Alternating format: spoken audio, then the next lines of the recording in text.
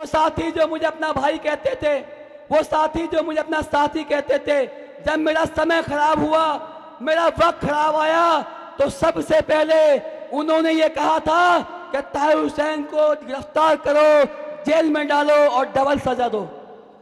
क्या ये बात सही थी? क्या जांच तक रुकना चाहिए था? आज भी जांच चल रही है, आज भी मैं निर्दोष हूं, आरोपी हूं, और यही कानून का अधिकार है कि मैं जनता की अदालत में इंसाफ मांगने आपके पास आया हूं।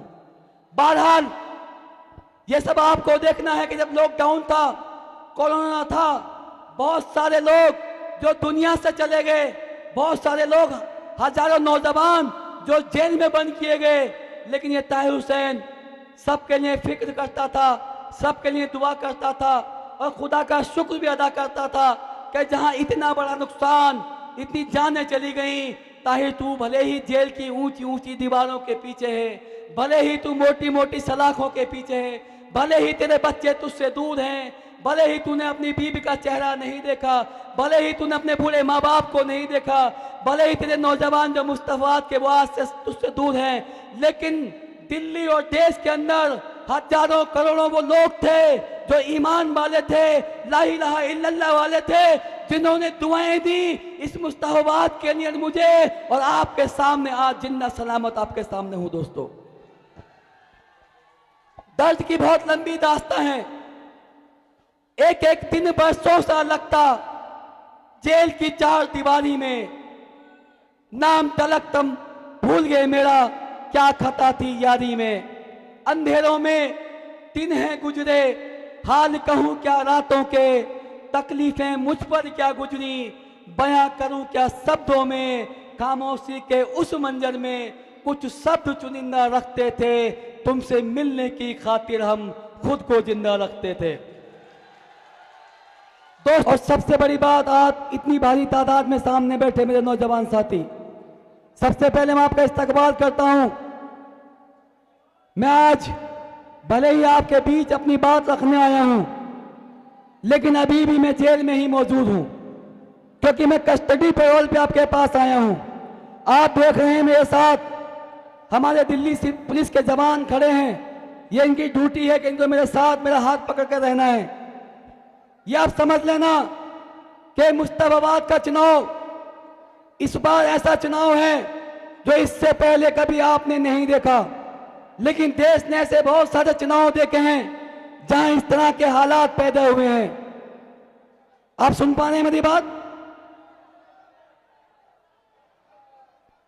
भैया थोड़ा पीछे परेशानी हो रही है, आप लोगों को बैठना पड़ेगा, मैंने इसलिए ये साइड में कर दिया, मैं और आगे आ गया।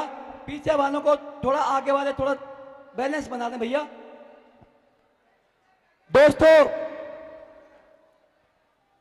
2020 के अंदर फरवरी का महीना था, 8 फरवरी की तारीख थी जब दिल्ली विधानसभा का चुनाव हुआ था।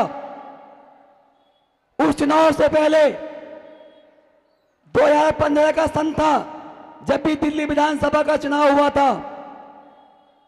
उससे पहले जो चुनाव यहां हुए थे, जब पहली बार विधानसभा बनी थी मुस्तफाबाद की, तब हम सब ने एक सपना देखा था कि मुस्तफाबाद का अपना एक विधायक हो जो मुस्तफाबाद की परेशानी को समझ सके, देख सके।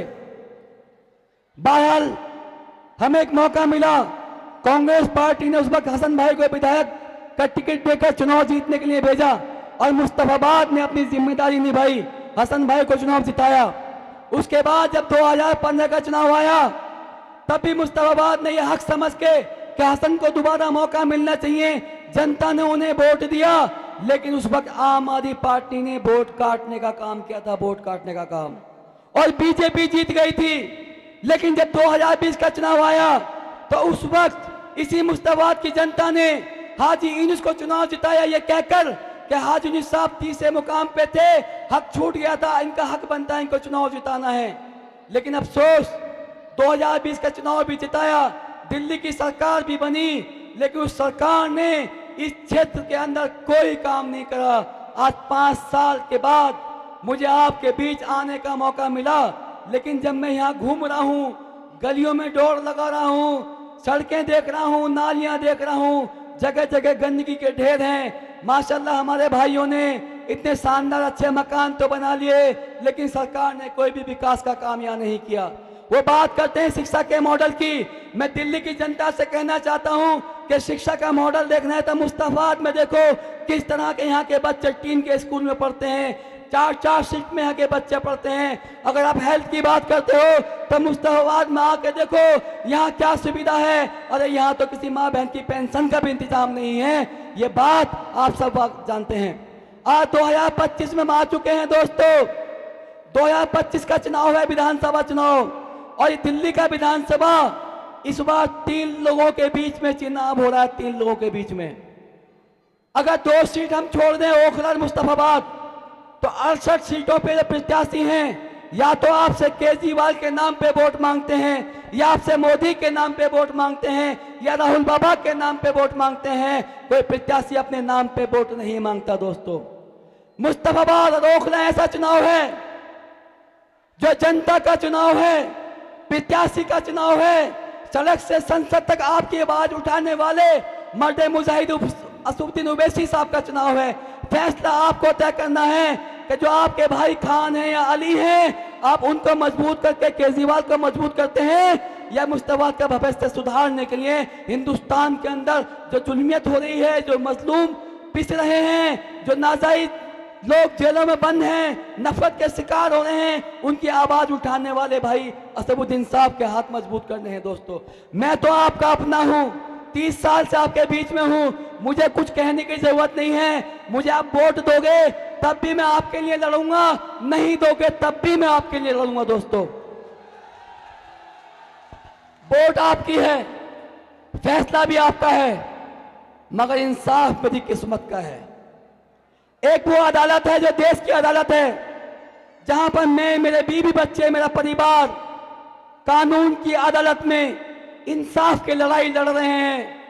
एक ये जनता की अदालत है, जहां मुझे इस देश के संविधान ने, बाबा भीमराव के अंबेडकर जी के संविधान ने लोकतंत्र की एक ताकत दी है कि जनता के पास जब 5 साल में एक दिन आता है तो उसे भी इंसाफ करने का मौका मिलता है।